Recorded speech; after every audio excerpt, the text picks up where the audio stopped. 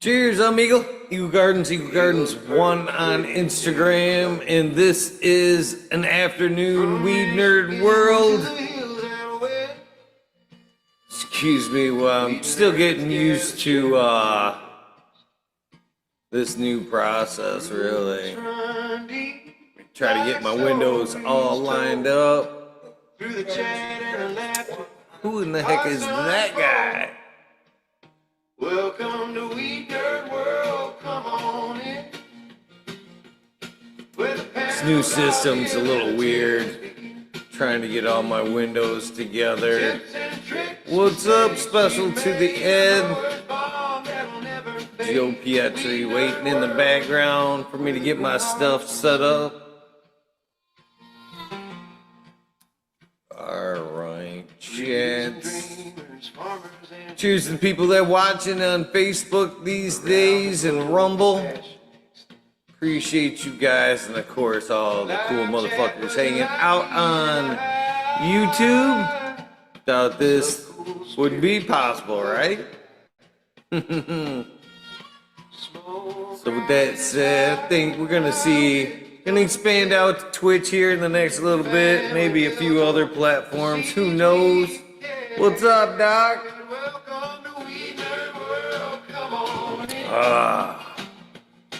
Gotta get my stuff together before I go letting everybody run in. Get my tray, my smoke ready.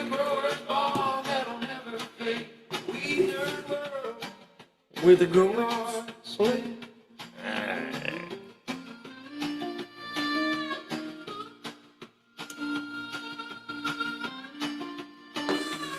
What's up, Ty Stick?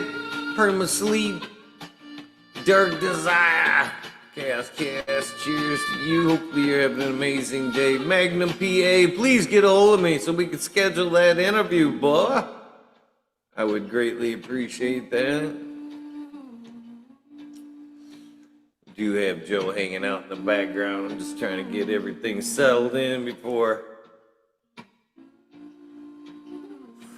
least get the theme song in, right? Cheers, Black Eagle. How you doing? It's been a while since I've been on this early, but I thought I'd come hang out a little bit. Today was a weather-related day. I had to take today off because of the weather, which is fine. You know, shit happens, weather happens. What's up, Vesta? Growing my life away. Old Vesta, Joe's here waiting in the background. Today's an episode you may want to catch. For everybody else, this is not a single episode. This is Weed Nerd World. Everybody is always welcome to join in and put in their 2 cents. That being said, cheers, Ryan of Family Farms. I guess we might as well get it rolling. Let Mr. Joe in, see what's up, right?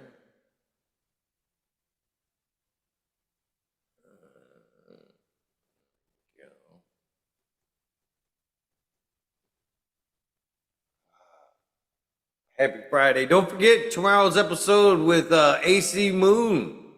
Tomorrow, 9 o'clock Eastern Standard Time, 6 o'clock Pacific. Should be an amazing episode. Very intelligent lady and grower. Arnhem, Netherlands. Cusson was reported killed by British paratroopers on September 17th. What's up, Joe? Hey, what's up? Operation Market Garden. His body was. Do we get it? How was the responses back to the last meeting we had? What investigators found in the underground chambers average, beneath really. Yeah. Okay. Okay. Was the most elaborately staged nothing. So good. Yeah. No, if it was a positive reaction. Argentina that didn't appear. Oh yeah. No. You want to see what else they discovered in those chambers? Documents. Yeah. Intelligence agencies have been You searching want for to turn down that audio in the background a little bit? Let me check that. Hold on. WW2 stories. So yeah, it's about midnight here. Where are you? What time is it there? It is 1:39 in the afternoon. In the afternoon? Yeah. Yeah. You're up late.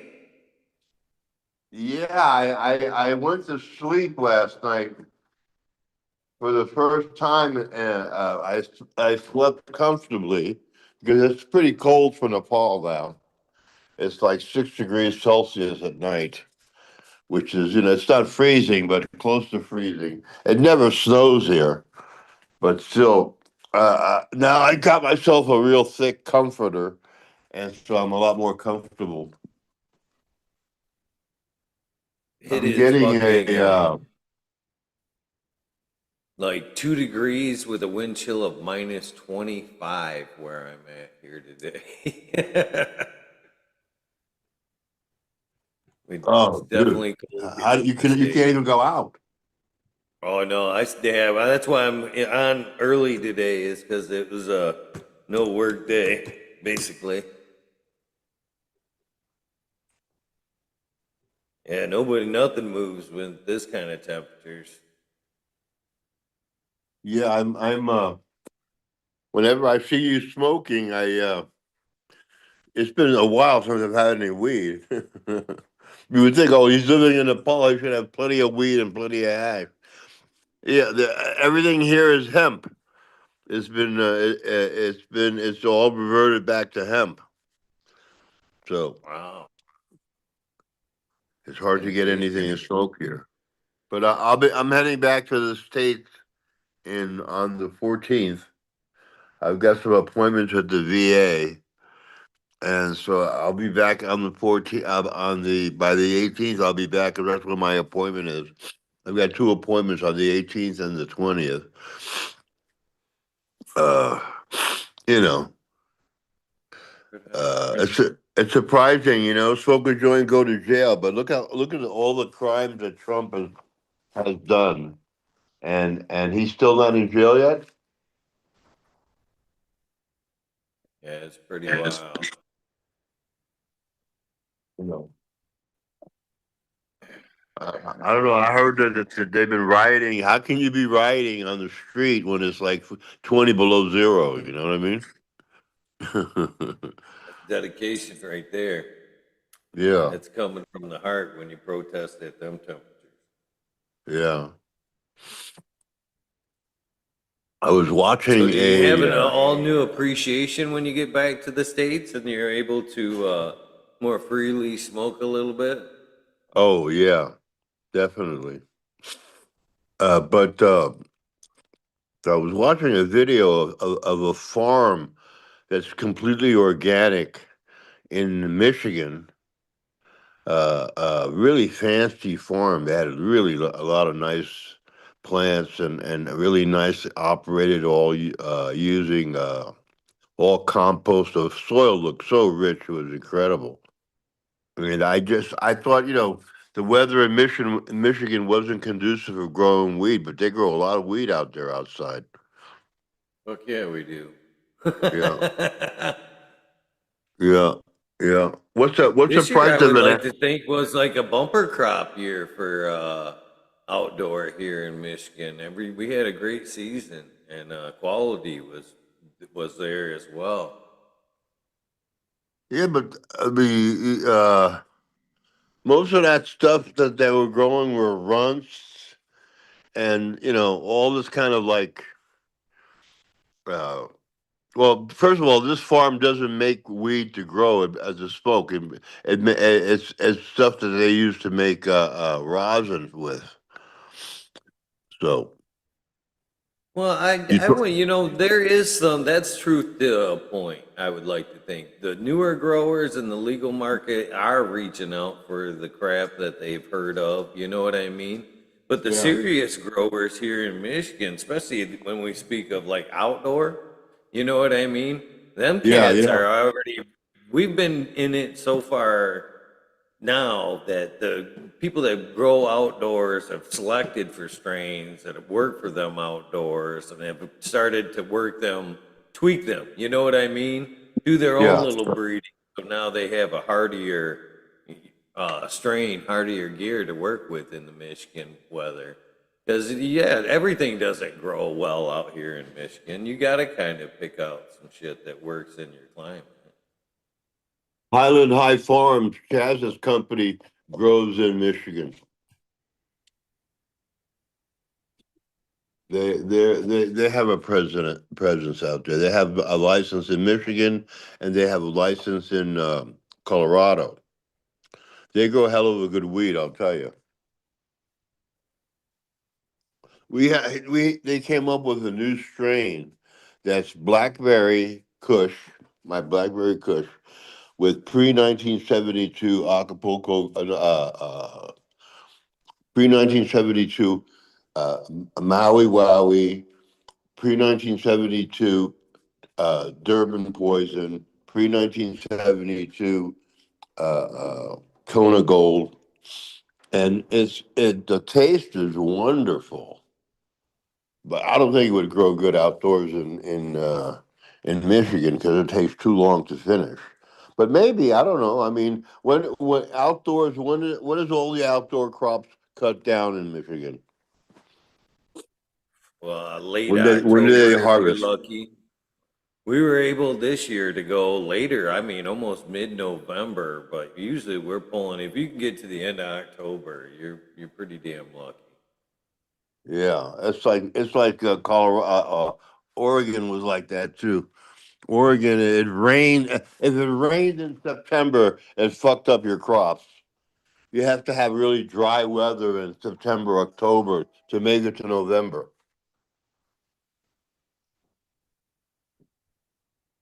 Right. You're growing indoors? Indoors and outdoors nowadays. Uh-huh. Finally into a spot here in lower Michigan. I was up further. Now I'm back down in lower Michigan and able to do some outdoor out here. Second season. Second season was good to me and looking forward to the third. Uh-huh. Uh-huh. But these guys are growing like a hell of a lot of weed. I forget the name of the company, but it's everything is organic, everything is natural.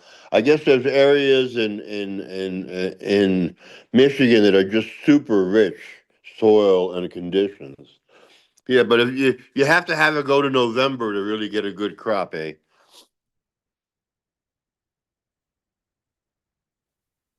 Or pull Hello? them tarps a little early, right? Yeah, yeah, yep. How is the new laws? Have you read the new laws? They're The new changing so farming laws? fast. It's hard to keep up with them, to be honest. Yeah, it's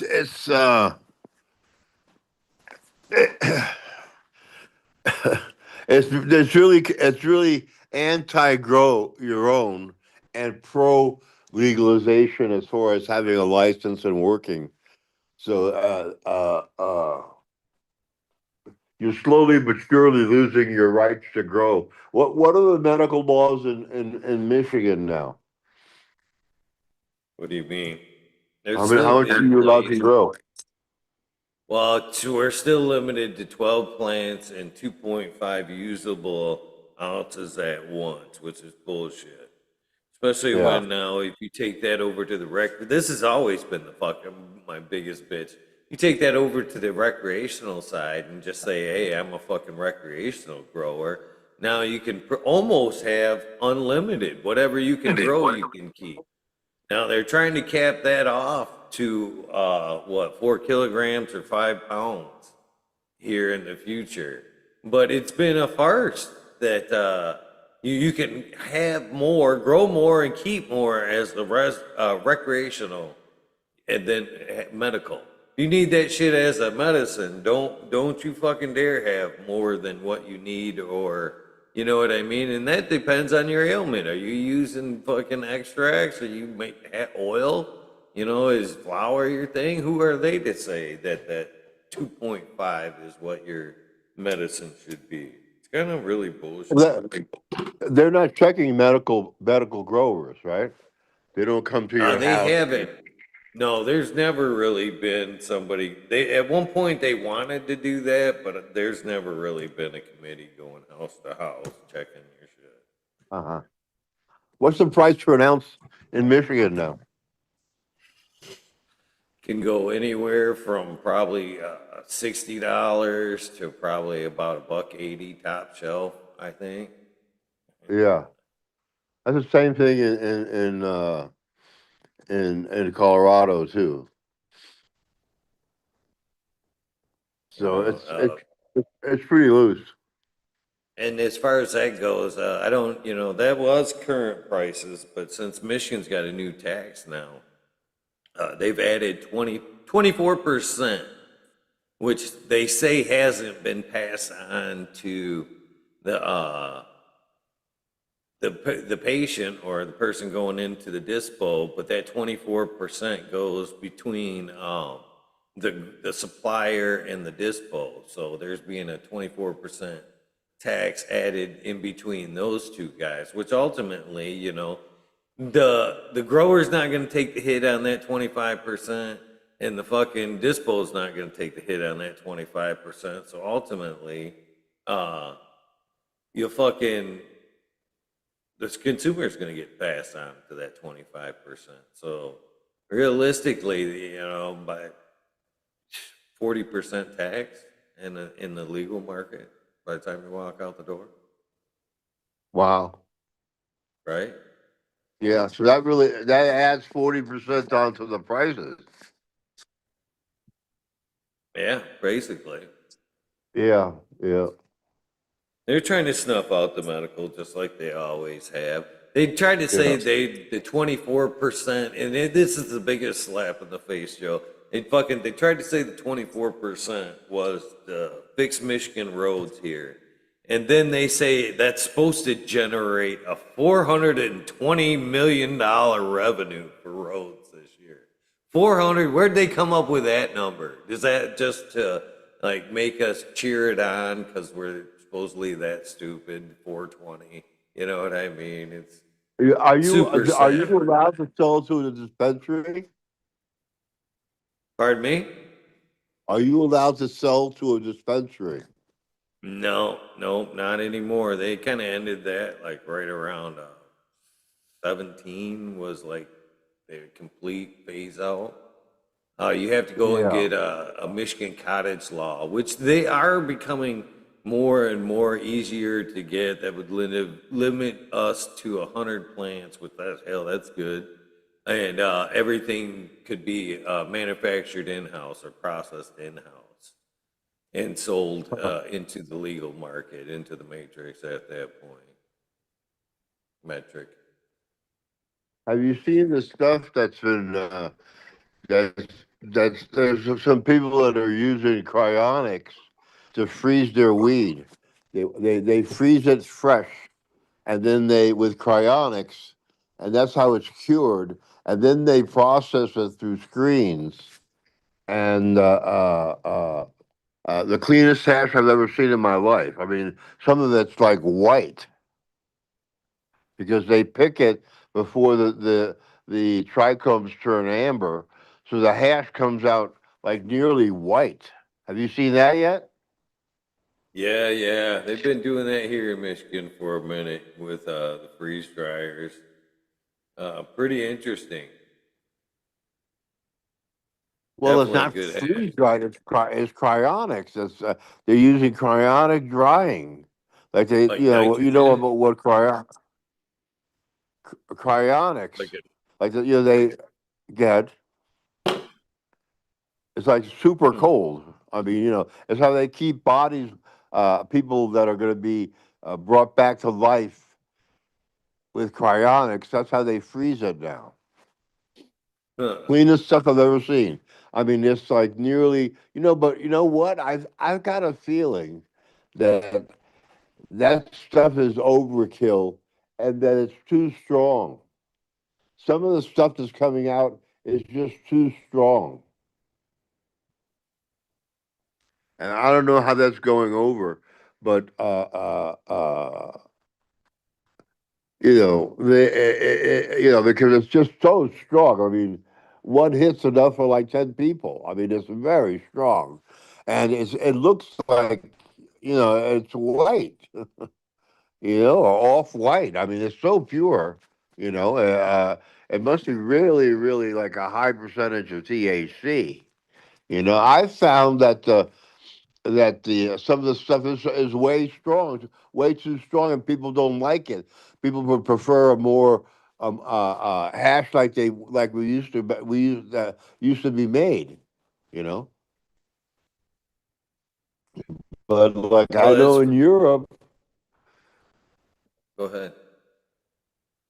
what did you say? Oh, I was just saying, I think a I lot of know in that would. Europe, uh, what? I think we're a couple minutes delay there. I think some of that is in the process. These guys that are making, extracts and then they're taking the plant and washing it, through, the water process. They lose part of it there. You know what I mean? Then they take it and they heat Yeah. it up with the press. Now they're changing it, molecularly, chemically, and then so we changed it so much by the time you get to the extracts you get through the rosin process. It isn't the same. It is more singular because you've turned everything basically into THC, like you're saying. The problem is with the people who made rosin. I invented rosin, so because I was the first one to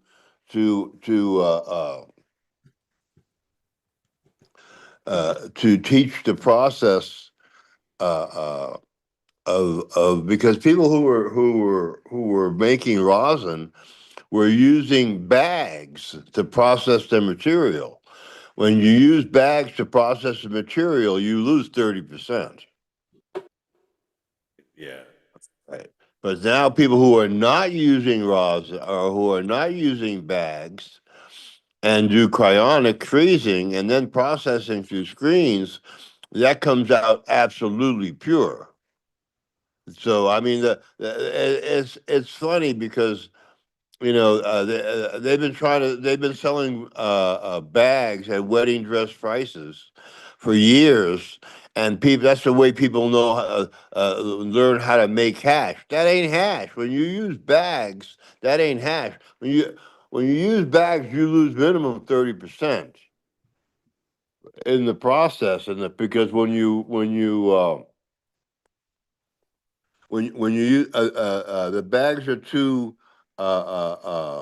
porous, or the bags just the bags are are just let all the oils through, because when you process water hash, and product, a lot of it is in the water. If it comes out in the water, then that you lose that when you process it through a 25 micron bag in the end. Well, So now nowadays the I've heard them talking about this, and I said I touched on this a long time ago. It's nice to see that they're kind of doing something close to, but they're kind of like taking the better part of the water that has the terps and like I'd say the first wash, and freeze drying that and kind of trying to add that back into some of the newer hashes to try to make it back to more full But what they need to spectrum. do is stop using bags. I know Highland High Farms.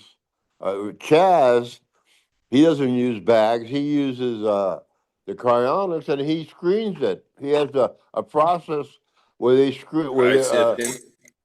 yeah, screening it, and he doesn't lose anything. It comes out the best stuff I've ever seen, but way too strong.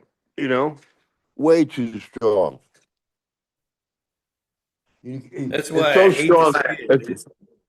I at one point I was never a fan of John Indra, friend, and but even though I never really cared for the butane extract, uh, I thought of it to be a bad process at one point. But the more like when we talk about it as a medicine type thing, when we take a cold extract like hash, we're only pulling off trichomes and stuff. We're actually leaving a lot of the oils and stuff that's in the plant itself kind of behind. But when we go through like a BHO process, we're stripping those oils and kind of getting everything from the plant. I think is if we're looking at it as medicine, we might as well be stripping as much of it as possible out, not just the heads. You know what I'm saying? Yeah, yeah. The hash that Chaz makes is absolutely as pure as you can get it. But like I say, it's too strong. You can't function on as good medicine if you have you need that kind of strong medicine. But for the average stoner, it's too strong. It's not something you can smoke during the daytime or something you can smoke at work. Because you can't function. It's too strong. You can't function on that strong a hash. It's just too overpowering. You get stupid. I don't like stuff that makes you stupid. I like stuff that gives you energy. So I'm not a fan of that. But I mean, if you're at a party or something, that's one thing. But if you're trying to just, you know, have a smoke during the day at work and stuff, you take a hit of that stuff and you can't function. What's the point? You know. But yeah, it's been a while. I had a little bit of stash that I brought with me from Chaz, and I was using that. So, are you I sold. coming to Michigan? You gonna be No, around the 14th? no, I'm coming to Colorado, to Oregon, to Ah, Oklahoma, and Colorado. I heard that there's some kind of winter storm going on right now. It's miserable back there now. I mean, look how cold it is where you are. yeah, yeah, it's working. It's actually, it would kind of, Michigan's just getting clipped by it. It's all the way down to Florida and Texas and shit. It ain't Yeah, missing nobody. yeah, I know that. I'll be glad when it'll be over with by the time I get back next month. I got my business visa and my student visa. So I'm getting like a year at a time. I just got 9 months a 9 month extension on my visa.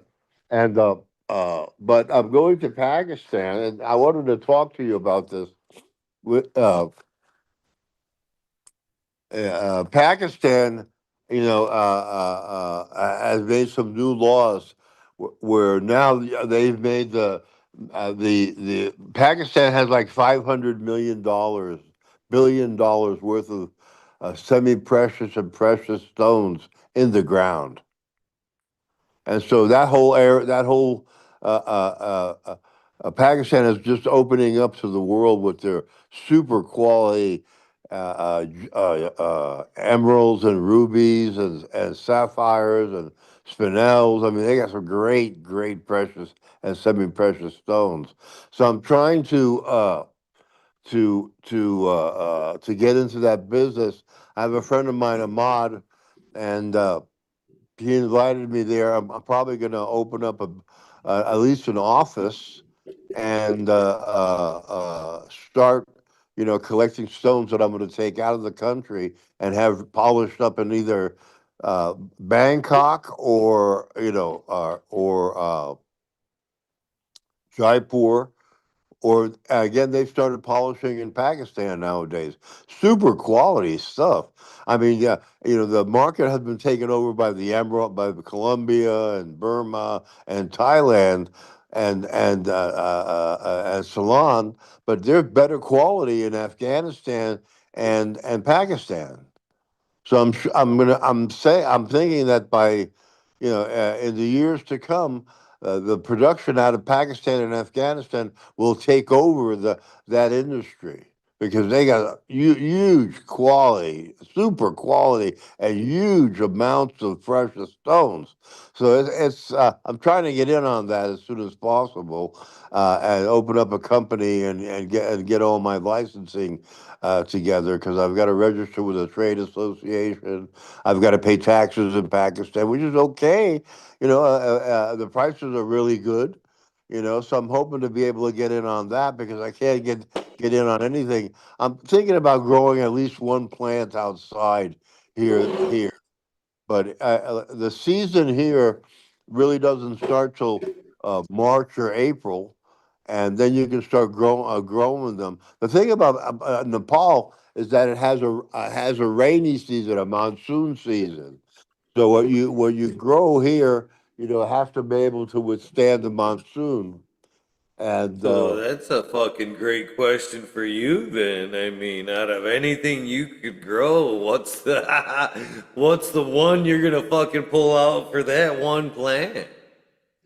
well, I have a new variety, and I call it Himalayan snowcaps, and it's just bubble, it's just a beautiful trichomes and a super quality hash producing plant that finishes in like 9 months. So what happens here is that uh, I think you really don't want to put your plants outside until around June, and then you get through the rainy season. Then it gets dried up. It starts to the rainy season. The rainy season in Nepal isn't what it used to be. It used to rain like cats and dogs here during the monsoon season. Now it's mostly sunny. And the global climate change has completely changed the climate everywhere in the world. But here in Nepal, you can really see the difference. So the growing season is a lot longer here than you have normally. The Himalayan snow caps, that finishes in 9 weeks, and that stuff is like the sweetest smelling, tasting stuff you've ever seen. I mean, just I put it up with anything. The only thing that that's even close is my blackberry strains with my pre-1972 genetics. That stuff is off the hook, but it's a huge plant. But you really have to know how to grow. And out here, really nobody knows how to grow anymore. It used to just grow wild and good drug plants up in the mountains, but the hemp has taken over the market because they make a lot of products from it. And like I told you before, once you made it with a hemp plant, it takes 8 generations, and then it reverts back to a feral or a feral variety. So here, like yesterday or yesterday's paper, it said that someone here got arrested with 122 kilos of hashish at the border, and I called up my friend. I said, "Man, what's with that? The 120 that hash. Does anybody see it? And nobody sees it here. And by the way, it don't get you high. It's hemp. So the cops busted these guys with hash that they made from hemp plants. It looks like hash, but it doesn't get you really high. And they got busted with hemp, basically. So, but they call it hash. Yeah, anything that they find here, they call hashish. But it's not. It's not. Hasn't been hashish in a while. It's not the drug. It's not the drug plant that you normally would get in Nepal. That's all gone. That's all history. You know, the only hash that I've seen here was stuff that I brought here from the States. I brought some hash here the last time I was here, and man, everybody would come over and smoke, and they smoked all my stash. I could have had. I could have. That happens when you got the good stuff, man. Yeah. Finally, I like this year when I came in, I had some, but I didn't share it with anybody because I didn't have enough to share. you know, and and I just smoked my last little bit the other day. It was so strong, the stuff that I got from Jazz, that it wasn't a working man's weed. You couldn't function with that weed. It made you so high. Just a couple of hits and you were gone. And I wish I had some now.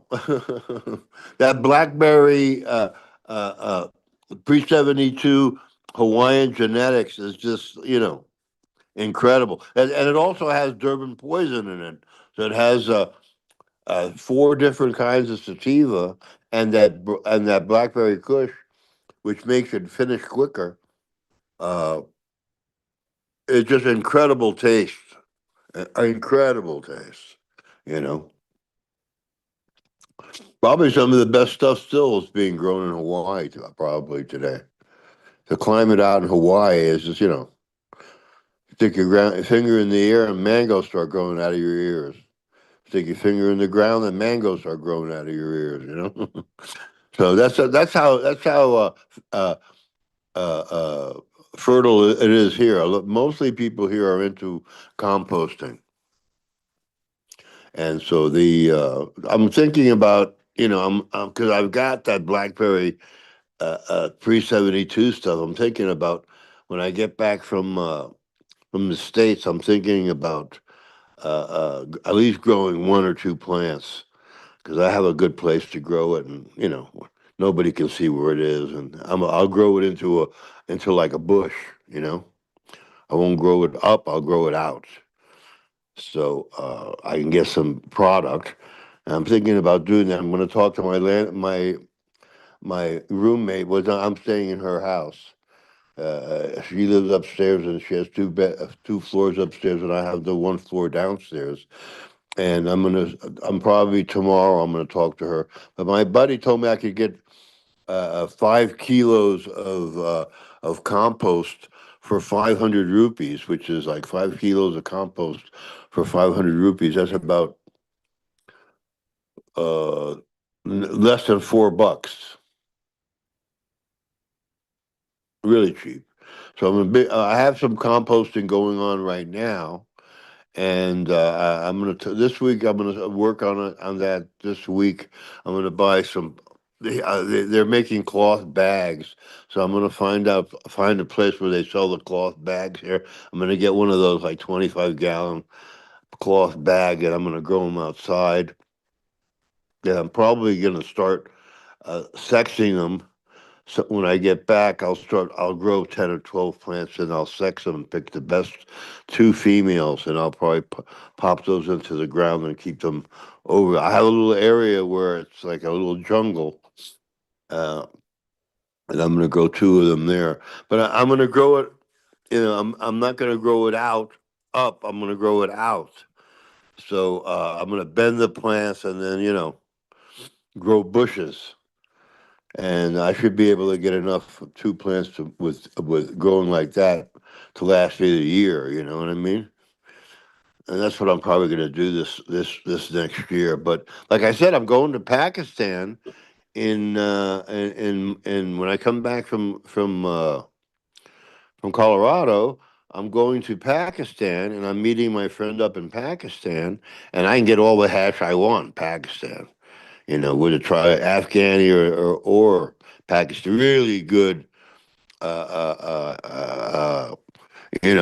resin hash, old school hash. It's just sweet and tastes nice, and and and not overwhelming. It's very strong. It is overwhelming. You can't smoke too much of it, but still not like that. The stuff that Chaz is making,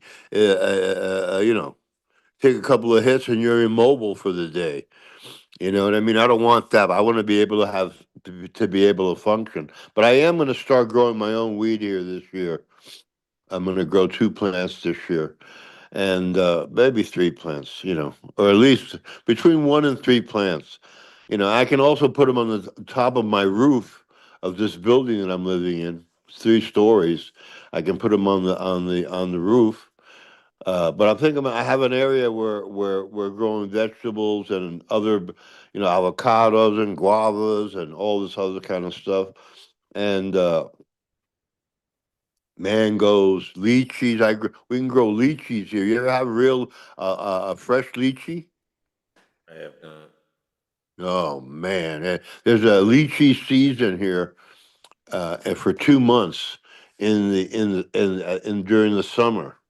And the lychees, when before in Nepal, I used to buy like 35 kilos of lychees for like 500 rupees, which in those days was like, you know, three, $3,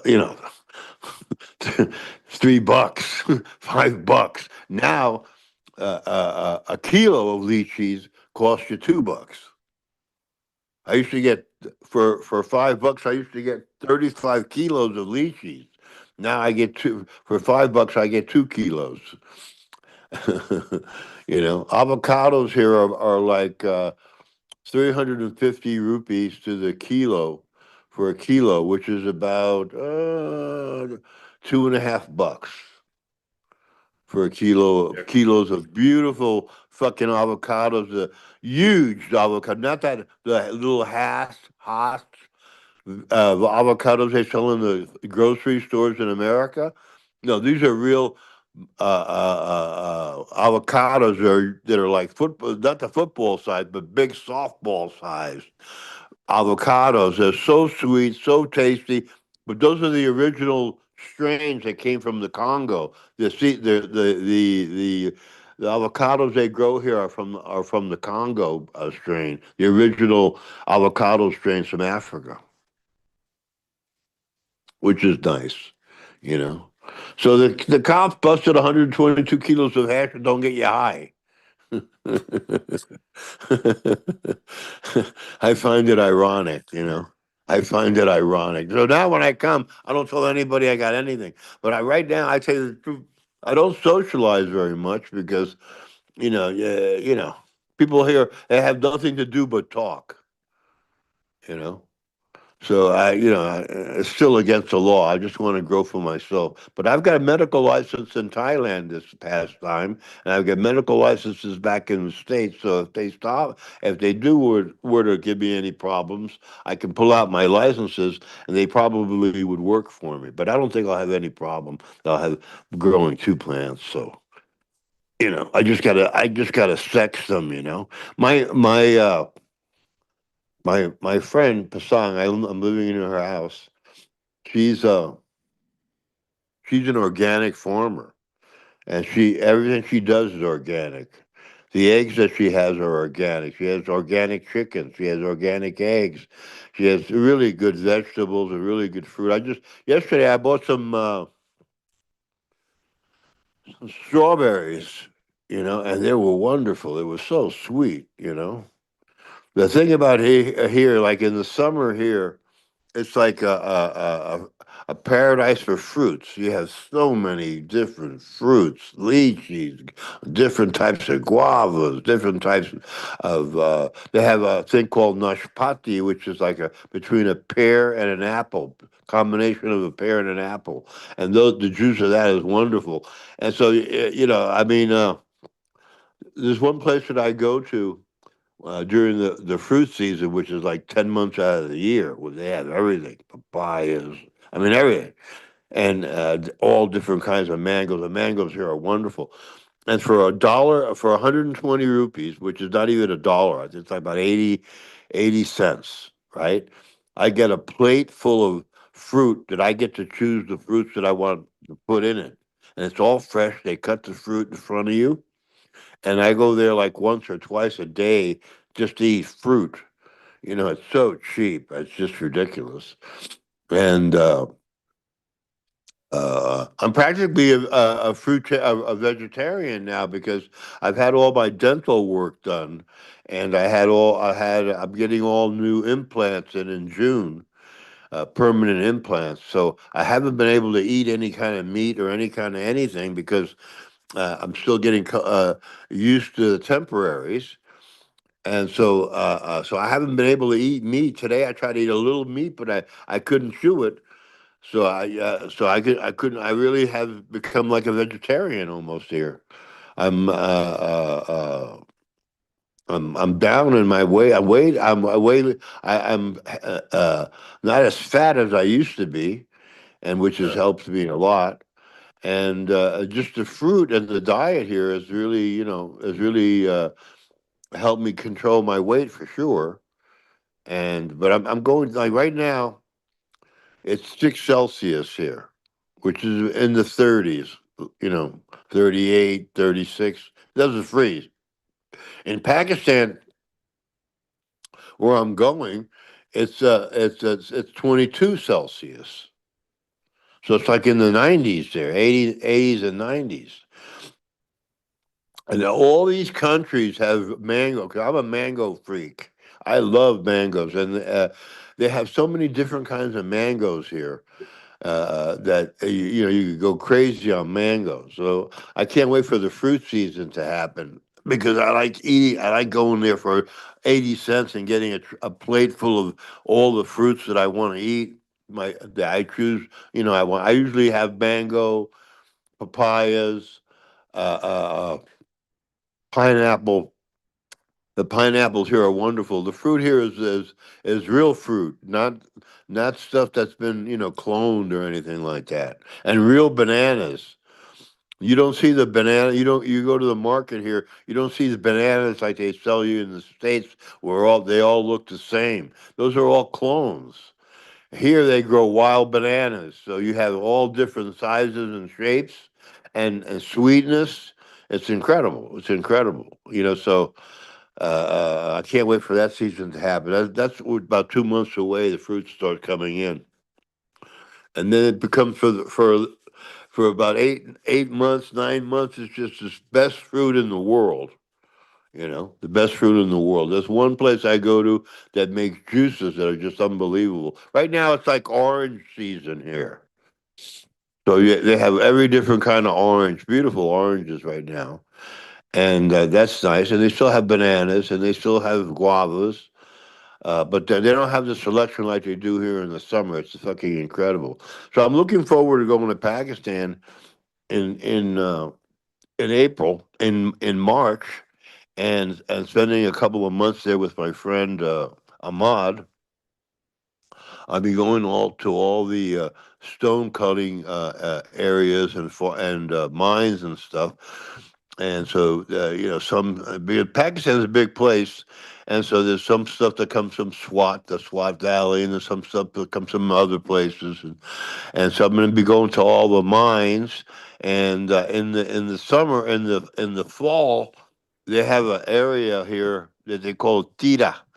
In the Tita Bazaar is the hash bazaar of the world. That's where the best hash in the world is on, farmed hash, made from Afghani and made from Pakistani. And I'm going to be going to the bazaar, but it's a place where foreigners are really not don't go there. You if you're a foreigner, you stand out here. You don't see many white people going up to these Tita farms. But you know what? I dress like a Pakistani. They can't tell me. They can't tell the difference that I'm not Pakistani or Afghani unless I open my mouth. Once I open my mouth, they know I'm American. You know what I mean? But I'm really excited about going up to Tita next year and judging all the different qualities of hash and the different resins that they've collected. There's some places there that electrostatic processing was really basically invented uh, uh, uh, in Pakistan, because when they're using shovels and stuff, and when they're using metal implements to further when they're collecting resin, there's some resin that sticks to the shovel, the stickiest stuff, and they collect that, and that's what I want to get some of that stuff. But when I say that I invented rosin, I wrote an article in in High Times for the 30th anniversary of High Times, the saga of Afghan Ted, my buddy Afghan Ted. He was a German guy, Ted the Hun, and he learned how he was a linguistic, and learned he learned Nepal, he learned Thai, he learned Afghani, and he was adopted by the Kuchi tribe, a nomadic tribe. I don't think any those nomadic tribes are even around anymore. The ones that used to go for travel from Iran through Afghanistan, through the Himalayas, and then go to the bazaar and the festivals in India. They had a special route that they went through the Himalayas, and nobody could figure out how the fuck they walk from fucking Iran to fucking India. So I had a friend of mine, a guy that I met. He's the guy who did the Karate Kid, did wrote the Karate. It was part of the Karate Kid, and he was when he was a kid. He went and studied and lived with the Kushi tribe, and so he traveled with them through the Himalayas and to India.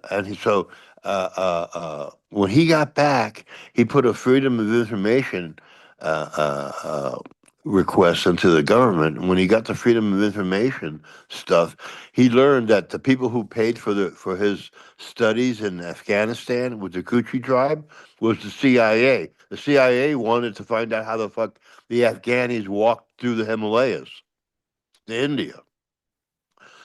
The reason I tell people that I invented rosin is because I wrote an article, the saga of Afghan Ted, and the Coochies used to bury their hash in a hot part of the desert and leave it there over the course of the year, and then come and collect it the next season. And that hash, when you rolled it out, it was translucent. It had cooked inside in the earth, in the hot sands. It was buried. It got cooked in there, and it processed itself. It became rosin. And so when I talked about that, somebody back in America said, "Well, damn, how can we process? How can we? How can we?" Do that process in our garage. And that's when they came out with rosin and the rosin press, because they use heat to process to separate the oils from the resin glands. The only thing is that by that point everybody was used to using bags to separate the resin, right? Before they to make the rosin. But the problem is that they were using those bags. So they never really could make really good hash until I finally told them. I said, "Hey, you guys are doing it wrong. Stop with the fucking bags, man, and just put the heat on the fucking on the rosin. Just sieve it. Once you have it sieved, then process it into rosin." Right? I had to teach them how to make it again the right way, because they were processing it through bags, and when you do the water system, it releases the oils that you never catch in the bag because the bags are too porous. So they go right through those 25 micron bags. But what I told them, stop doing that and do it this way. And then a really good, better quality of rosin started to come out. But it was my article in High Times that created the whole rosin craze and the people making rosin. And I used to love it because they all think that everybody wants to be great. I did this and I did that. You didn't do fucking shit, you know. And I love telling the people when I used to do shows, I used to love telling them, I invented rosin. And they looked at me. I said, "Yeah, you fucking ain't right. I invented it. I'm the one that wrote the article about the Coochie tribe and how they used to bury their hash, and when they buried their hash in the hot sands, and it converted into rosin. It came out translucent, right? And so, anybody tells you, "Oh, I did this and I did that," hey, you didn't do fucking shit. All you did was read one of my articles. And Afghan Ted had the best fucking hash that I've seen in Afghanistan. It was a taste that you just don't get anymore. The only way you get that taste now is if you go to Tita and be go. They have a huge bazaar there, a hash bazaar. It's in Baluchistan, and it's a restricted area. You need fucking bodyguards to go up there, and that's the only place in the world where you get the really pure hash like they used to make it in the old days, you know. And Ted used to have the greatest fucking hash that you've ever seen, because he used to collect. He used to get that rosin hash, and he used to get that really old school Afghani hash that had the odor and the smell. It was like Thai sticks. I don't know if you've ever smoked any Thai sticks or Thai weed, but it had a particular flavor and taste that you rarely see. But a friend of mine in Thai, they went legal in Thailand, and they let the genie out of the bottle, and now they made it medical again, and they're trying to put the genie back in the bottle. Good luck, And so, but my friend in Thailand, I have a friend of mine in Thailand from the East Coast, and he has a bar in Pattaya, and he hunted and he found the original Thai weed that we used to get back in the 60s and the 50s and the 60s and 70s up until the 80s. You don't get that anymore, and you don't. And people who go to Thailand, they're buying runts. They're buying all this other bullshit from America genetics when the real genetic that they want is an original Thai weed. So my friend has the original Thai weed. I'm gonna go. I'll be seeing him in February before I go to Pakistan, and I'm gonna try to get him to mail me some. I think I can just mail it FedEx from Thailand to myself here. Press it really good, seal it really good, put it inside a book, and just send it to myself. And I don't think I'll get stopped. They'll get stopped or I can make arrangements with the local gendarmes and have them and just make sure that nothing happens. 'Cause I'm only going to bring a couple of ounces at a time. Not like I'm going to be sending tons. So I'm thinking I'll be able to get some good Thai weed to smoke up here this year. But my next project is to grow my own again out here. So I'll be starting on that after talking to you, and it's giving me the energy to and watching you smoke and me not. Sorry. you know, I have to do my own thing, and from tomorrow I'm going to start working on my soil and preparing my soil for my grow this year. I'm going to grow it in a So, bush. I'm not going to grow it tall. You go here. Weed is growing here everywhere. Wild. I just got to do it. Everybody else in chat's been doing it, but I laughed the first time you said it. I knew you were serious, but the comedian in me couldn't. It was the first thing in my head that popped up was the Coochie tribe is alive and well, wrecking life every day. Yeah, I know you said they may be extinct these days, but no, the Coochie tribe is alive and well. How do you know that? It's what you don't get it. The women, Coochie's women. Yeah. The women tribe is alive well. They don't have the caravans like they used to have. They used to have the caravans that walk through Central Asia into India for the camel. They have a place where all the camels come and all the caravans come and they trade goods back and forth. And those caravans, they don't come anymore. They used to come to Jaipur in India and in Rajasthan, and that's where the big fairs were. And I don't think that's happening anymore. But I'm going to find out. I'm going to find out. I'll be back in Afghanistan and Pakistan here in March, so I'm going to find out exactly what it is, you know. But I don't think that's happening anymore. I don't think there may be tribal areas where they live, but they don't cross the borders anymore. First of all, they don't let you cross the borders anymore. There used to be an open border between Nepal and Tibet. The Chinese have shut that whole thing down. You know what I mean? So so you they've got check posts and checkpoints and everything, and the Chinese government is totally in control in Tibet. I heard that the Tibetans are totally being educated by the Chinese and stuff, and that it's totally different culture now. It's not like it used to be, and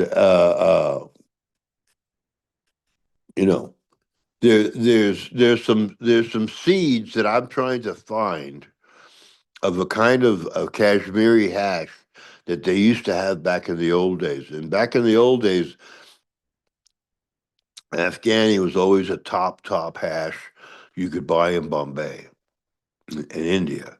And in India you could get Afghani hash, you could get Pakistani hash, you can get Indian hash, and you get Kashmiri hash, and you get Nepali hash. Nepali was always the worst quality, and the Kashmiri was always the top quality, and it fetched more than Afghani. And Afghani, a kilo of hash back in those days, a good kilo from Pakistan was costing you 350. If you bought a good kilo from Afghanistan or from Kashmir, mostly that was smoked in India. But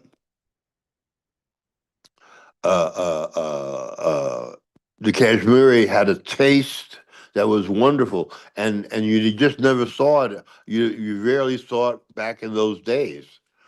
You know, in those days, I used to have a truck, a 60 passenger, a 40 passenger Mercedes truck that I would run through Afghanistan and into Pakistan and then into India because the border from Pakistan to India, I could cross the border, load my trucks up, and then be across the border into India within 24 hours.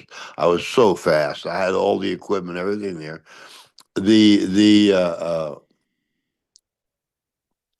It's all different now. It's not like you can just cross the border like you used to back in the days. Forget it. You know, so it'd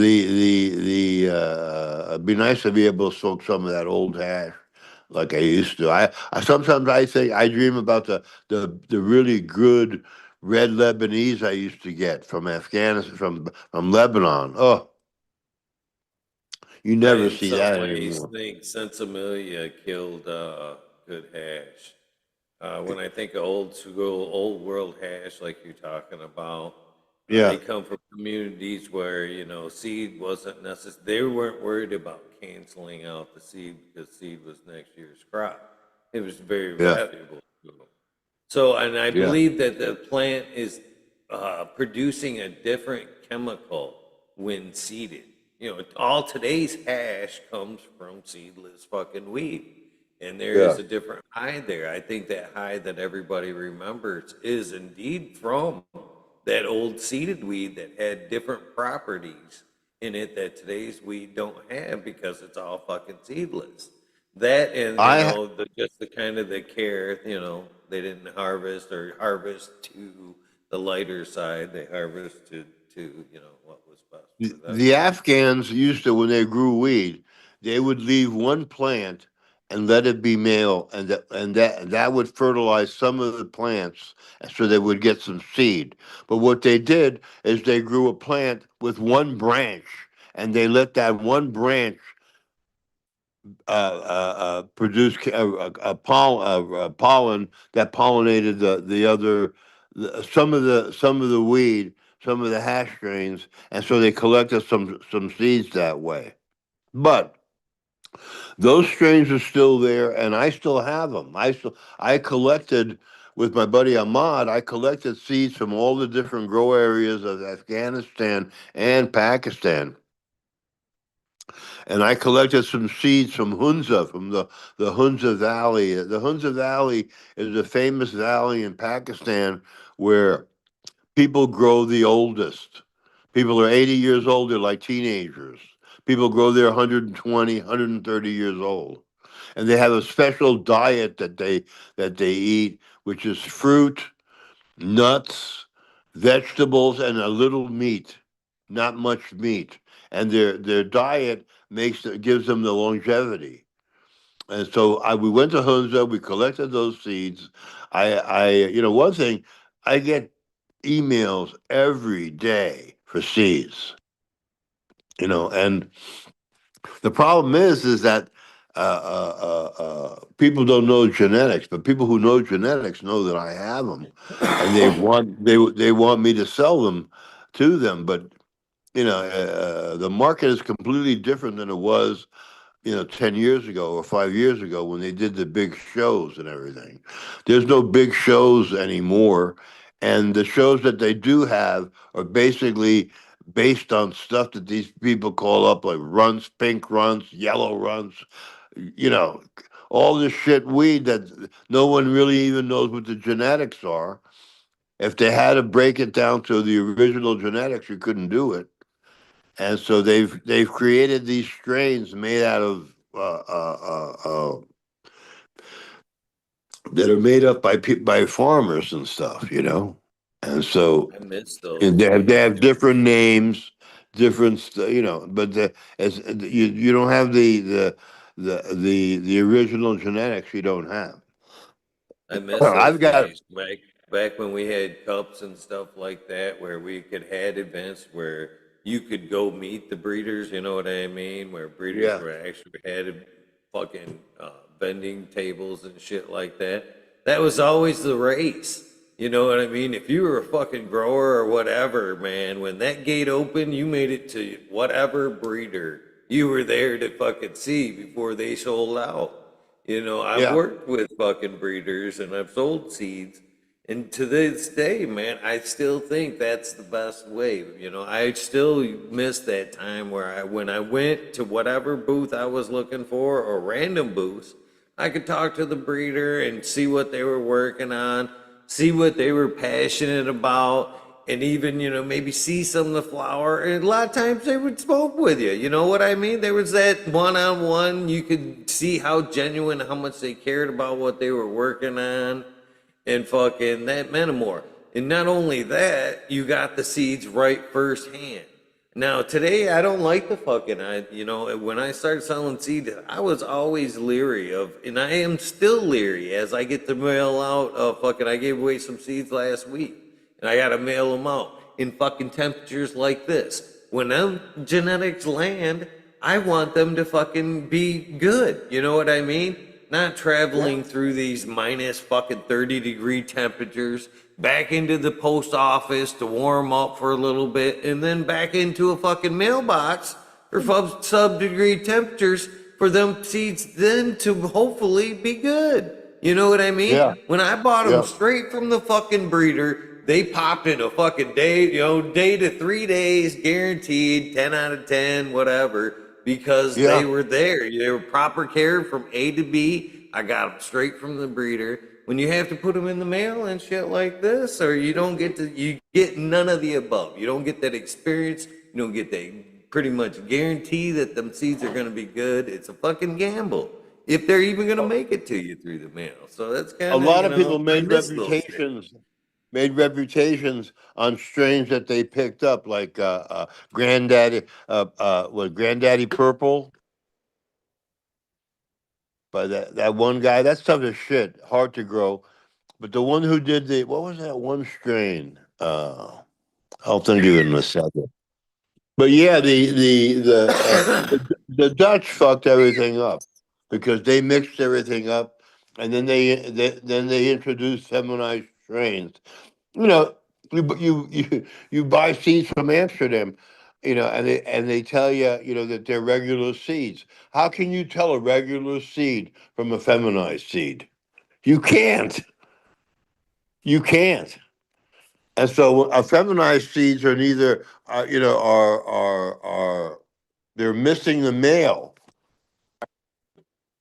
They're missing the male in the process. So you never get them. You need a male to make seeds. You know what I mean? They make seeds without males, so it's never the good stuff. I forget the one guy. He's famous for creating a strain, but basically it was a brotherhood strain from the '60s.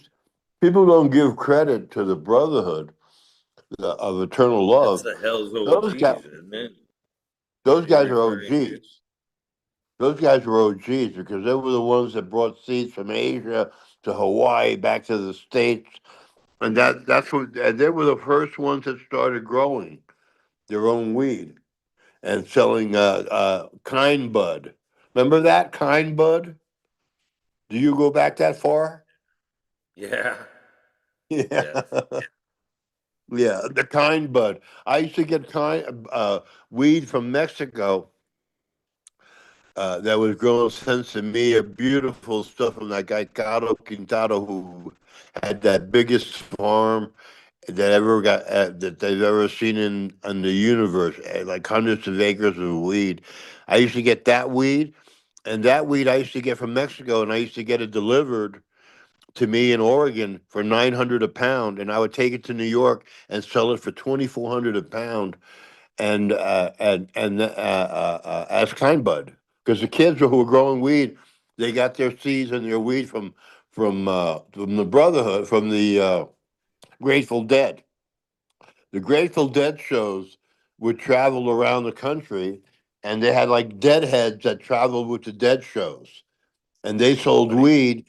They sold weed, and that weed they used to call kind bud. That you don't hear that expression anymore. But it used to be every. It used to be. That's what the kids called it in the '80s when they started growing their own, and they were calling it kind bud. You know what I mean? So that name is not no longer used, but it was a big name for weed back in the day. So I used to sell Mexican weed that was so good that I used to sell it for kind bud in New York, and they couldn't tell the difference, and it was better than any of the kids were growing. That weed was fucking terrific.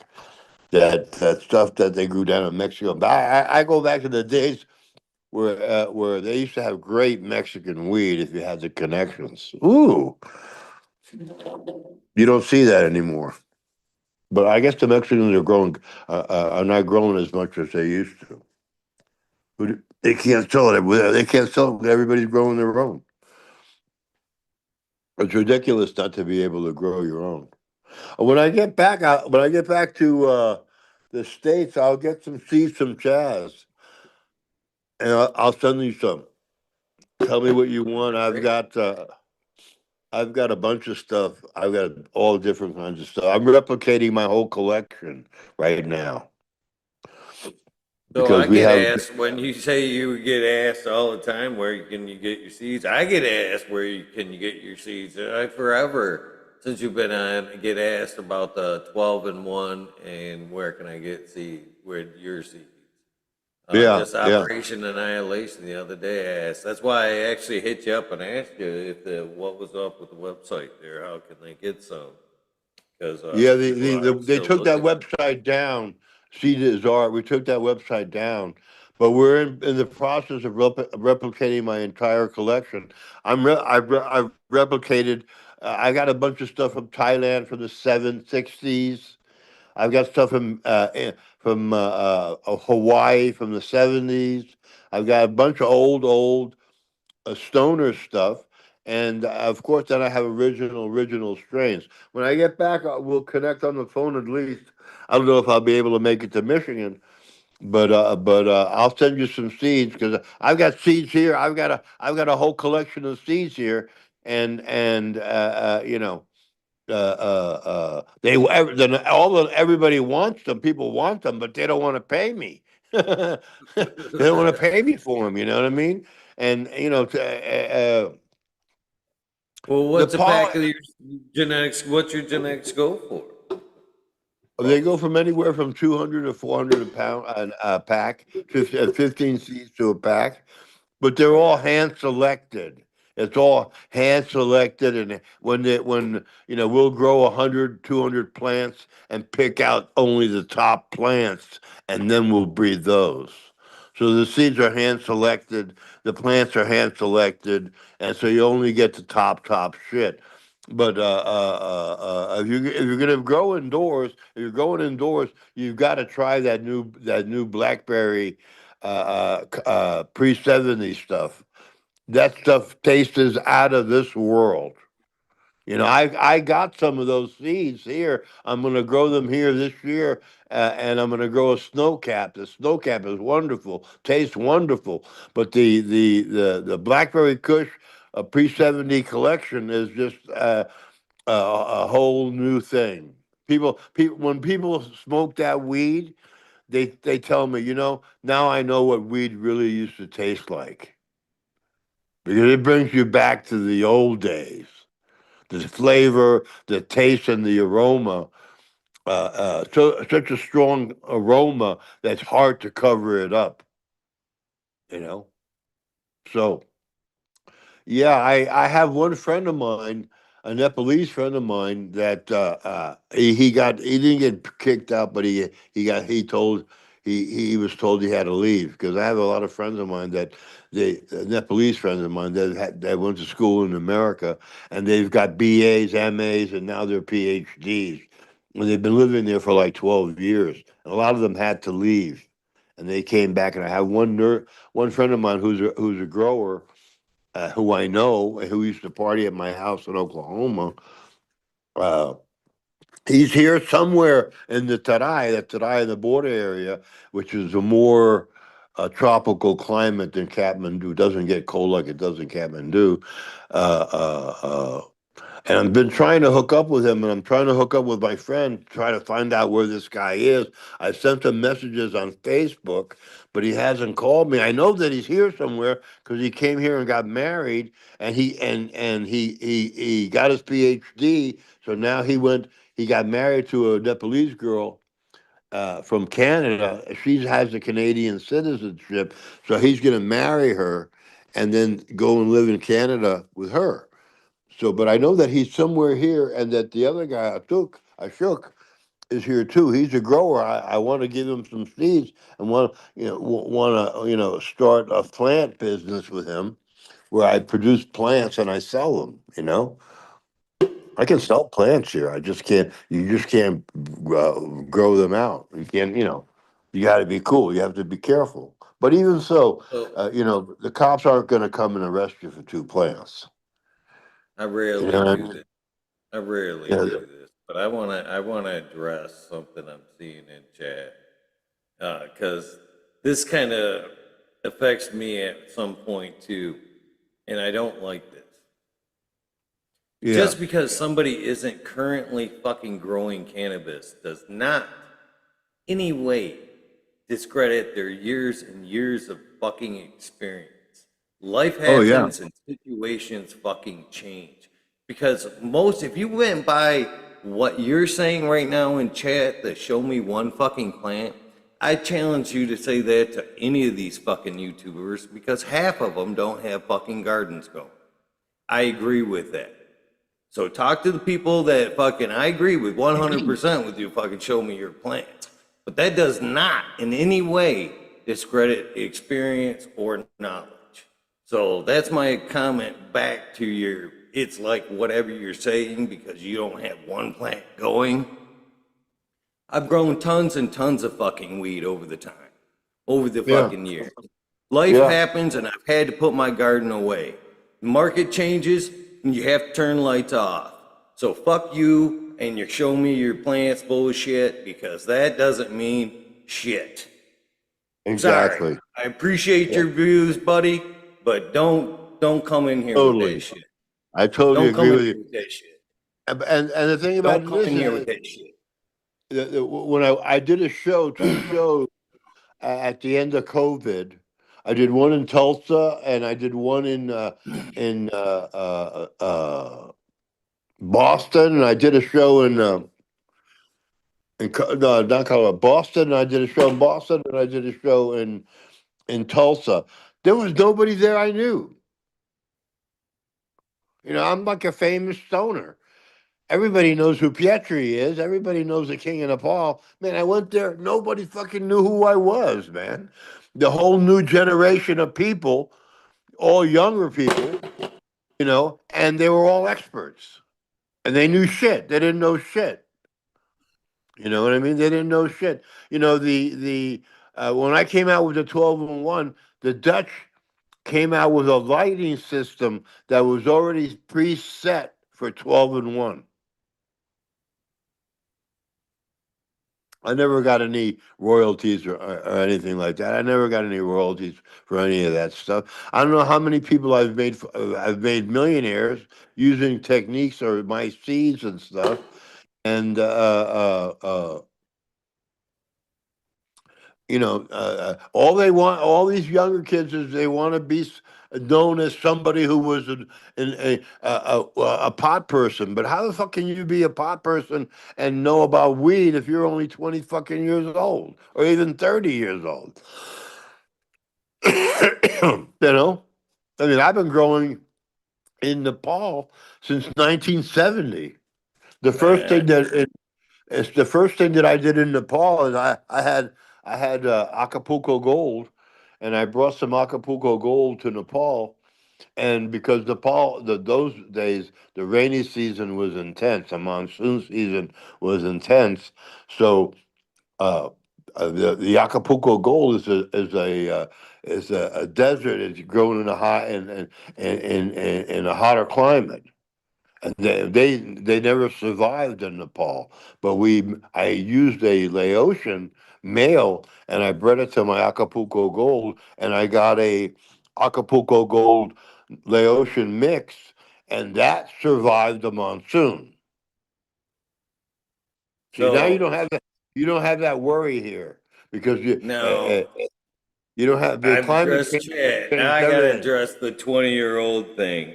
So nowadays you can't not discount the passing of the guard here, Joe. All right. Nowadays, we live in a fucking day in the internet where these cats are fucking literally sucking up this information. You know what I mean? Watching these shows 24 hours a fucking day, drinking up all the information they can. There's a lot of 20-year-olds and next gens that what I would call out there that are fucking super freakishly smart on cannabis. They can tell you histories that I or you fucking can't even still put together. You know what I mean? So to kind of Yeah, say that the next gen don't know is kind of a little bit ignorant, to be honest with you, because they do know. You know what I mean? They may not have that firsthand experience, but they have the hunger for the knowledge. So there is both sides of the fence here. I just want to be a little bit on the, you know what I mean, on the fair side of things here. yeah. Because I don't there want is a to lot of discount people them at that all because I don't literally want this is to. all they I do. don't want to. I don't want to discourage them. I want to encourage them. You know, but the thing that I miss the most, I used to get some sensimias from Mexico that were just out of this world. Ugh. But the hash, I miss the hash, the real hash, that flavor, that smell, that taste. I miss that. I'll have some soon. I'll have some soon. Yeah, I'm really looking forward to going to Pakistan, and you know, if, if people need to want to get into a new industry, they can join my company. I'm looking for investors, but I'm looking for serious investors because to get into the business that I'm going to get into,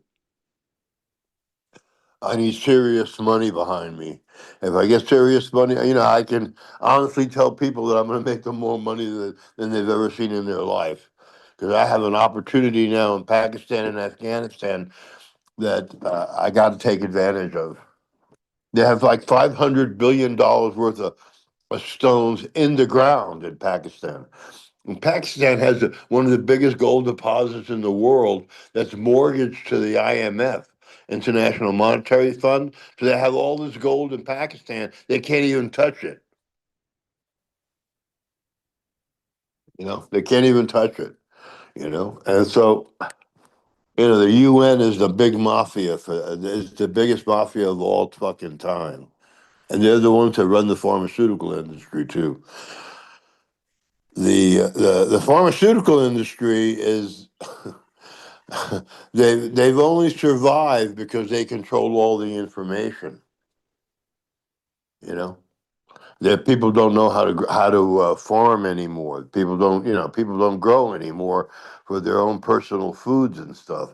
Actually, the growing of weed and people wanting weed and wanting to grow their own has really helped organic farming and for people learning farming techniques that they had lost due to the control of information by the pharmaceutical companies. So the one thing that we have done is we've gotten a lot of people back into work in the soil. And just like That's the, 100% true right there. I think, like you said, we are pushing farming ahead a lot, yeah, not just not in cannabis, but agricultural in general is starting to take yeah, notice of what we're definitely, doing. definitely. In Oklahoma, when people came into Oklahoma, everybody thinks, oh, pot, that's easy to grow. I can do. So a lot of people jumped into that industry, and they did the same thing in Colorado and the same thing in California, or the same thing in Michigan. But the after a while, the professional growers and the professional people, are the only ones that were left standing. Like in Colorado, there are two companies that started when Colorado legalized medical 2002. Some people got into the industry. That's when Chaz got into the industry, and he started working with Highland High Farms, and he's the head man there now. Uh, he's one of the only people that's still around from those days. Everybody got, the price changes, the industry changes, the laws changes, all this stuff. There's only like two people who were originally in that industry in Colorado after 20 years. So same thing in California. California,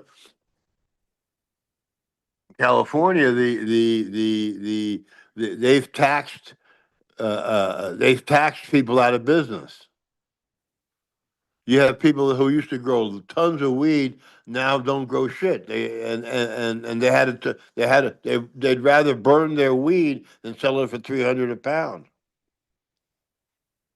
I don't know if you had that problem in Michigan, but in Oklahoma we had a problem with the Chinese who came out there and started growing, and Chinese don't get high, so they'll sell weed for whatever they can get for it. So they dropped the price where a pound of weed was down to like 300 to 500 a pound. And so that really killed the market. I don't know how they did in Michigan, and whether it affected you that much in Michigan. But the Chinese that were on the market fucked up the market because they don't get high. So as long as it smells good, tastes good, and looks good, they sell it for whatever they can get for it. So, if you're selling for 1,000, they'll sell for 800 to get the money. That fucked up the market. They had in Oklahoma, they had hundreds of Chinese people working farms and growing weed. Laotians who were really big in the weed industry. The Laotians have been growing weed since forever, and I met a bunch of them. They had like trimming teams, and they have all this kind of stuff. They were really big in the industry, and they made a lot of money growing weed in America, in the States. And It helped them survive. It helped them survive. You know, the I remember when the first Laotians came from Southeast Asia. They they uh, they were growing opium. They were in City Park in Denver. They were out there with their crossbows hunting birds and stuff. You know what I mean? And the government had to go, oh no, you can't grow opium here, and you can't be hunting here, and people's dogs were missing, right? Because Laotians eat dog. They find that a delicacy, especially if they're black dogs, because the meat is darker. They love that. Yeah. So people's dogs started coming up missing. The Laotians were eating them.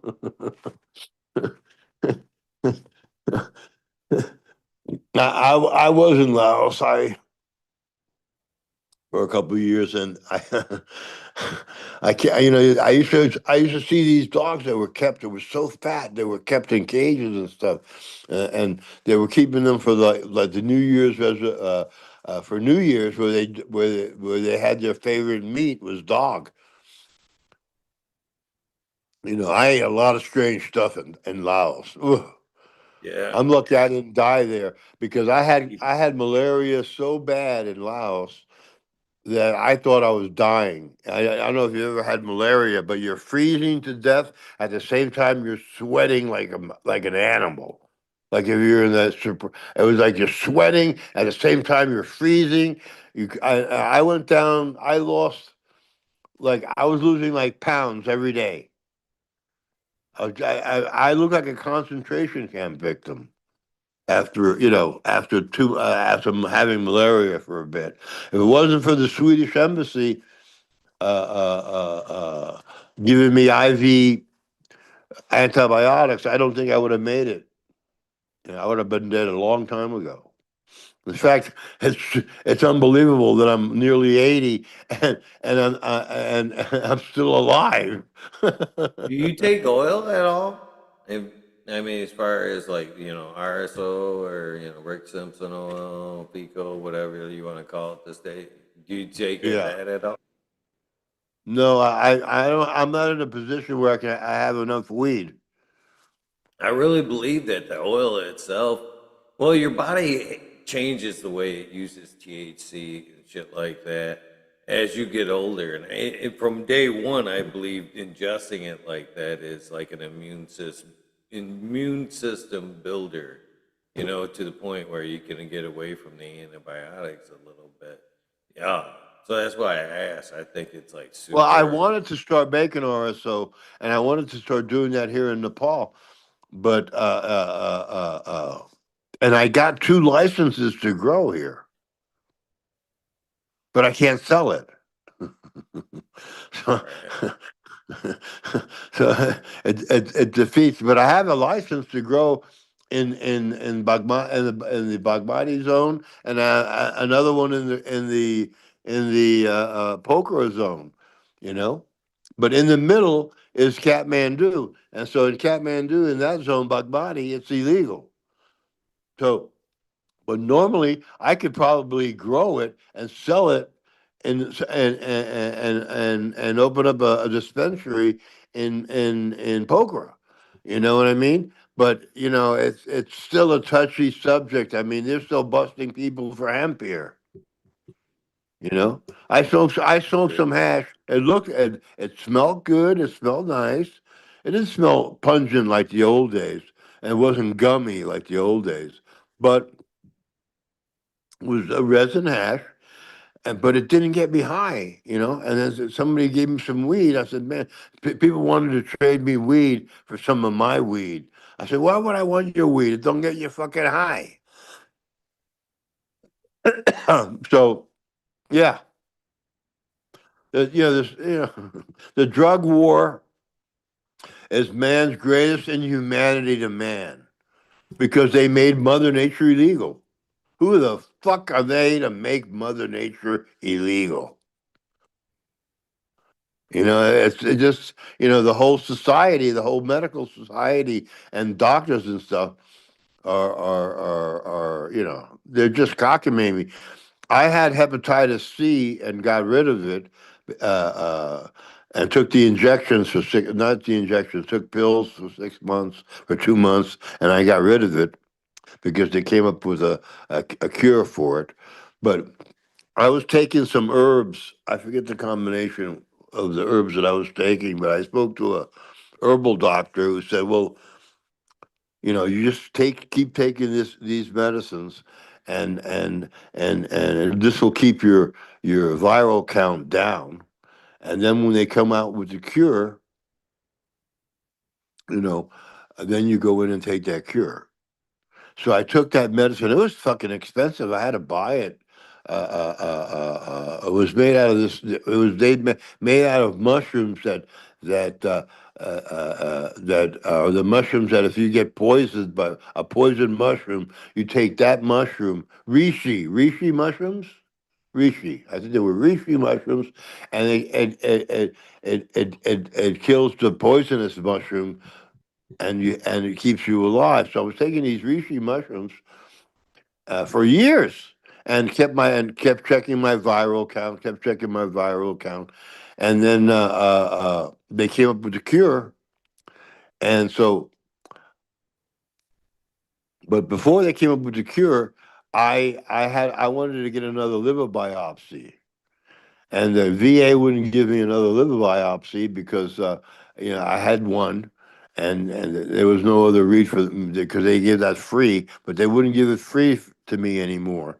So there was a study of people who had hepatitis C, and they were going to put them on interferon.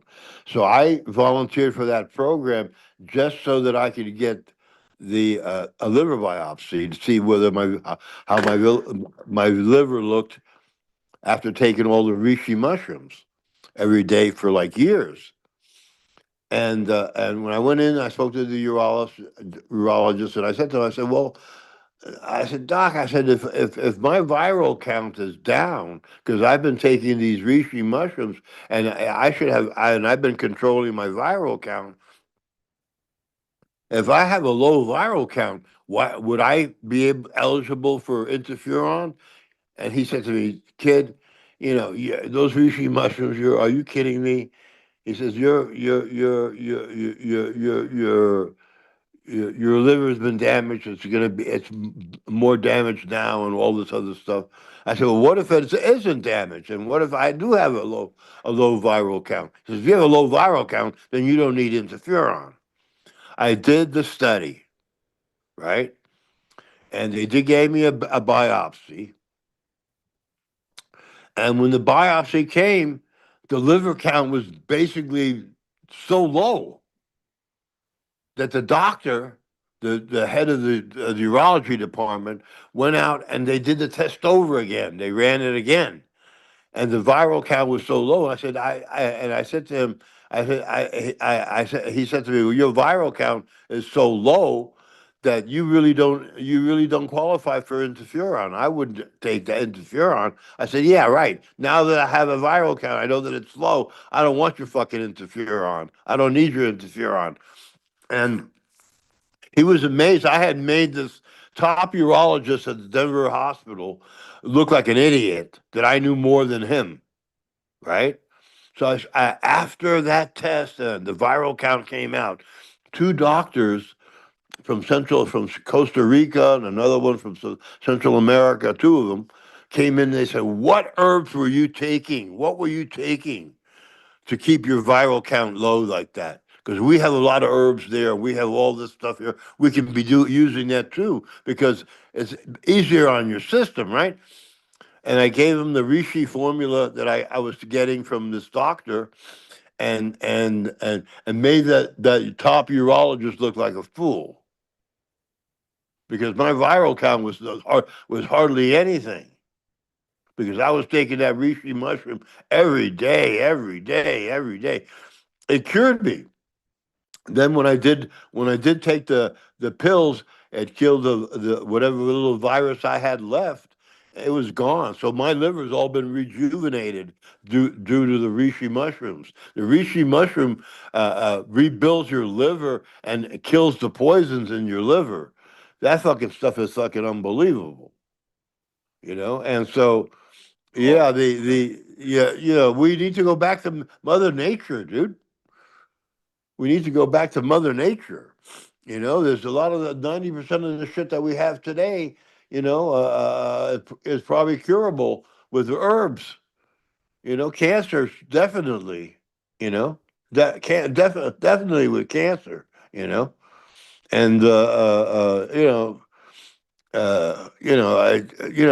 those herbs and they have the fucking formulas. That's the thing. It's not like the pharmaceutical companies don't know that cannabis kills cancer, right? They know it. They don't want you to know it. right. That's the whole thing is a control of information by the pharmaceutical industry is killing people every day. Well, hopefully, It's, with the way things are working and the more we get, cannabis can get to good, honest folks that don't want to suppress the information. That's the one beautiful thing about the internet is it's getting harder and harder for them to suppress information because people can open up their own shit and fire it out real quick without them being able to catch it. You know what I mean? So oh there yeah. are some pluses to today's situations for sure. And while I got the mic, I just wanted to give you a quick. We're coming up on 2 hours, which was the allotted time for this afternoon. So I just again I don't like cutting people off. I hate oh shit it's time to Yeah, go. because you always forget something that you wanted to say, and it comes. You don't get this. You can't think of everything. You know what I mean? And I'm like 100 years old, dude. My memory ain't what it used to be. But I'm hanging in there. I'm hanging in there. I'm going back to Pakistan. I'm really excited about that. I'll tell you. I'm going to register a company and I'm going to get licenses and register with the trade association. I'm going to be dealing precious and semi-precious stones. I'm going to have them cut in Bangkok and or Jaipur, and I'll be doing more. I'll start to do more shows. I think as far as stone, where they sell minerals, stones and stuff. I'm going to start doing that and start producing my own jewelry. So I'm hoping to get that going. I'm really looking forward to Pakistan. Ooh. But Well, I yeah, tell when I you, come to if you when I come haven't back to looked into it, I suggest looking into it since it's a twofold for you, really. There's a huge market, and myself included, that believe that crystals themselves have a lot of power in growing cannabis themselves, being in the soil and yeah, transmitting their energy to the roots. If yeah. you look into it, buddy, I'm telling you, there's a lot of, it's like one of the future things coming in cannabis right now. That Are you you can see putting that crystals with in your? like the copper rods and stuff like that. But man, we've been talking about crystals and cannabis for a couple years now. Are So you? since Well, you're how do thinking you use about the going into crystals? the stone market, you might want to, merge the two or at least Yeah. How look do you? What into do it. you put the crystals in the ground where you're growing? Yeah. You can mix shards in with the soil like you would perlite or something like that, or No bigger shit. stumps. Even placing Nice. them. Go back and look at. There's a episode with Midnight Roots, Jake from Midnight Roots, which is a huge name in cannabis. He goes through where he puts the electrodes on the plant, basically where they kind of plays the music or talks. And during our Yeah. interview, we're talking about crystals and their effects, and he drops a crystal at the base at the plant, not even in the soil, and that fucking plant goes nuts. And Oh, so yeah, nice. yeah, there's a lot to do there. I mean, since you're heading into that market, I suggest you kind of There's a look into lot of that. crystals here.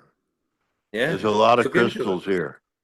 Yeah, definitely will. I'll definitely hook up with you when I get back to the States and get you some seeds, some some of those seeds that I'm talking about. And I'll let you if you look at Cedar's art, if they still have the uh, the menu up. I don't know. They're taking it down, but we're coming up with a new menu.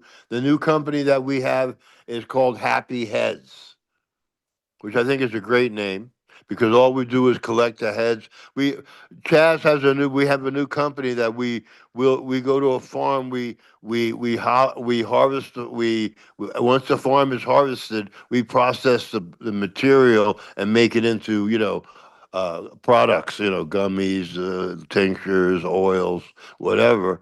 The Highland High Farms grows 90,000 pounds a year, which is like 45,000 kilos a year they grow in 2 states. And 60% goes to making tinctures and oils and gummies, and 40% goes into flour that they sell. That industry has changed.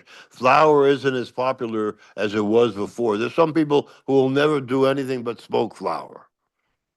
But nowadays, you can take a gummy, you know what I mean, and as strong as you take one or more, you know what I mean. So the market has changed. The market has changed, and Chaz keeps up with that. I don't.